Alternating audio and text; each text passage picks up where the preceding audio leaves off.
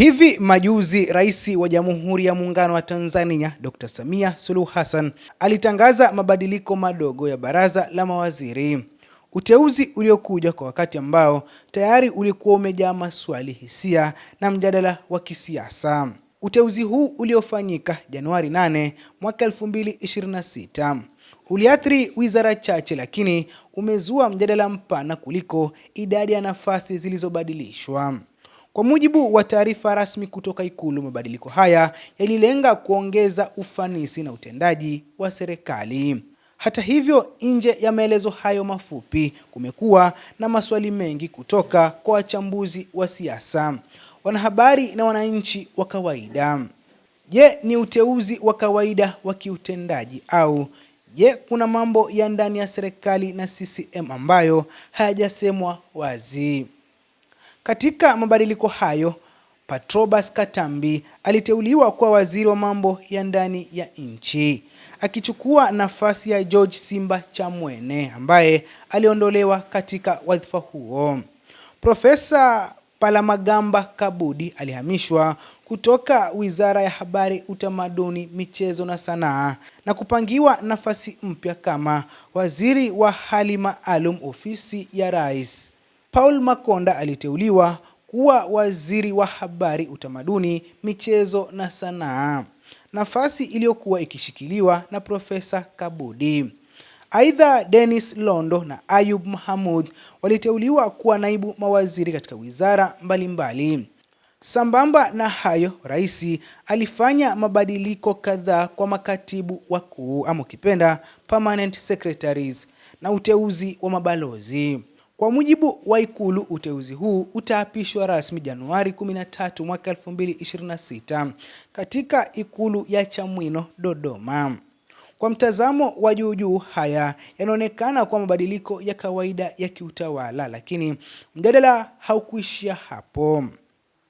Maswali kuhusu Simba Chawene yaliibuka.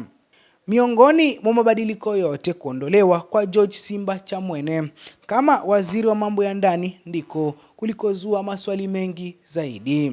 Waziri wa mambo ya ndani ni mmoja wa mawaziri nyeti zaidi serikalini, akisimamia vyombo vya ulinzi wa ndani ikiwemo jeshi la polisi, magereza, uhamiaji na idara nyingine za usalama. Kwa muda, Simba Chawene amekuwa akionekana kama waziri mwenye mtazamo mkali wa kiutawala, hasa katika masuala ya usalama na udhibiti wa mikusanyiko ya kisiasa. Semi zake zilionekana hivi majuzi akidai kuwa anataka jeshi la polisi liwe jeshi la wananchi na kupendekeza kuwa baadhi ya mafundisho ya polisi yanafaa kurekebishwa. Hata hivyo, kumekuwa na ripoti zisizo rasmi zikidai kuwa kulikuwa na changamoto katika utekelezaji wa baadhi ya maelekezo yaliyokuwa yakitolewa na wizara hiyo kwa jeshi la polisi. Ni muhimu kusisitiza hapa kwamba hakuna tamko rasmi kutoka Ikulu wala jeshi la polisi linalothibitisha madai hayo. Lakini kwa mujibu wa wachambuzi wa masuala ya usalama, kutotekelezwa kwa maelekezo ya waziri kama yangekuwepo kungeashiria changamoto ya kiutawala au tofauti za msimamo ndani ya mfumo wa uongozi. Baada ya uteuzi huo, hoja iliyoanza kujitokeza kwenye mijadala ya kisiasa ni iwapo kuna mpasuko kati ya Rais Samia na baadhi ya mawaziri au makundi ndani ya CCM. Baadhi ya wachambuzi wanahoji, je, Simba Chamwene aliondolewa kwa sababu ya sera au kulikuwa na tofauti za kiutendaji kati yake na Ikulu? Au je, huu ni mpango mpana wa Rais kujipanga upya kisiasa kuelekea kipindi kijacho? Kwa upande mwingine, wapo wanaosema mabadiliko haya hayapaswi kutafsiriwa kama mgogoro, bali ni sehemu ya kawaida ya Rais kutumia mamlaka yake ya kikatiba kubadilisha timu pale anapoona inafahamu. Historia ya siasa za Tanzania inaonyesha kuwa marais wote wamewahi kufanya mabadiliko ya ghafla bila kutoa sababu za kina hadharani. Hivyo basi, hoja ya mpasuko inabaki kuwa mtazamo wa kisiasa, si hitimisho la taarifa rasmi. Lakini uwezekano wa mpasuko pia upo. Simba Chamwene kabla ya kutenguliwa kwake alitoa semi zenye utata zilizohusiana na jeshi la polisi. Wengi wanadai huenda hii ndiyo ilikuwa sababu ya kutenguliwa kwake. Uteuzi wa Paul Makonda katika Wizara ya Habari, Utamaduni, Michezo na Sanaa nao umeibua tafsiri nyingi. Makonda ni mmoja wa mwanasiasa mwenye mvuto mkubwa kwa umma, mwenye mtindo wa uongozi wa moja kwa moja na ambaye mara nyingi huonekana kama mtu wa utekelezaji zaidi kuliko mazungumzo. Wachambuzi wengine wanaona uteuzi wake kama juhudi ya serikali kudhibiti simulizi za habari, kuimarisha usimamizi wa vyombo vya habari au kujiandaa kwa kipindi chenye presha ya kisiasa. Lakini hadi sasa serikali haijatoa maelezo yanayounganisha moja kwa moja uteuzi wa Makonda na mkakati wowote wa kisiasa. Kwa mtazamo mpana, mabadiliko haya yanaweza kutazamwa katika namna tatu. Namna ya kwanza ni kiutendaji. Rais anapanga timu anayoamini itatekeleza ajenda zake kwa ufanisi zaidi. Namna ya pili ni ya kisiasa, kujiimarisha ndani ya serikali na chama tawala. Na namna ya tatu ni kimaadili, kujipanga kwa mazingira ya kisiasa yanayobadilika ndani na nje ya nchi. Ni muhimu kukumbuka kuwa rais hahitaji kutoa sababu za kina kwa kila uteuzi au uhamisho, lakini pia ni haki ya umma na vyombo vya habari kuhoji na kuchambua. Kwa sasa kilicho wazi ni kwamba rais ametumia mamlaka yake kikatiba kufanya mabadiliko. Sababu rasmi ni kuongeza ufanisi wa serikali. Maswali kuhusu mpasuko, kutotii maelekezo au migogoro ya ndani bado havijathibitishwa rasmi. Kama ilivyo kawaida katika siasa, muda ndio utakaoonyesha, je, uteuzi huu utaleta mabadiliko ya kiutendaji? Je, utazima au kuongeza mjadala wa kisiasa? Au je, ulikuwa ni mabadiliko ya kawaida tu yanayopatiwa uzito mkubwa wa mazingira ya kisiasa? Hadi hapo haya yanabaki kuwa mabadiliko ya uteuzi yanayosomwa kwa macho ya kisiasa, lakini yanayosimamiwa kwa lugha ya kikatiba.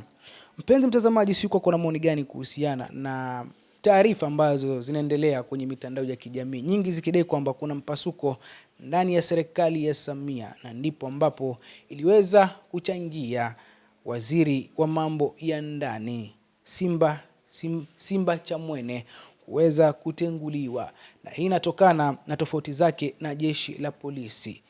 Baada ya Oktoba 29, Rais Samia alitaka waziri ambaye ataleta ama atahamasisha amani miongoni, ama ataleta umoja katika serikali yake, ambao ni kuwaleta pamoja polisi na raia. Lakini wengi wanahoji huenda Simba Chamwene aliweza kutenguliwa kutokana na kauli ambazo alikuwa akizitoa, ambazo zilionekana labda kulishambulia jeshi la polisi. Kwa wengi walihoji labda huenda rais hakupendezwa nayo na ndio maana ameamua kumtimua katika wizara hiyo. Simba Chamwene ni mwanasiasa mkongwe katika